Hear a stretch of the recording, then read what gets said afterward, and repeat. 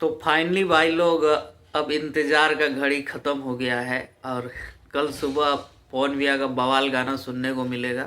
देखो हुआ क्या था कि पवन भैया शूटिंग के दौरान काफ़ी व्यस्त थे और काफ़ी फाइट सीन करना पड़ा था, जिसकी वजह से उनका तबीयत ख़राब हो गया था और इसी वजह से गाना रिकॉर्ड नहीं कर पा रहे थे। वीडियो वगैरह तो शूट हो गया था लेकिन गाना रिकॉर्ड नहीं हुआ था, जिसकी वजह से गाना रिलीज़ नहीं किया जा रहा था। लेकिन लगभग लगभग सारा चीज़ हो चुका है और कल सुबह 9:45 पर गाना रिलीज हो रहा है बीजीएम म्यूजिक पर। तो भाई लोग कल सुबह एकदम तूफान मचा देना है और दिखा देना है कि गाना कैसे 1 घंटे में 2 घंटे में 2 घंटे में 1 मिलियन करना है भाई लोग एकदम।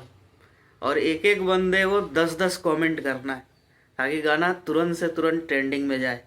तो कल सुबह एकदम बवाल मचाने के लिए आप लोग रेडी रहिएगा। गाना फाइनली आ रहा है कल सुबह 9:45 में। Love you all. जय भोजपुरी, जय श्री राम।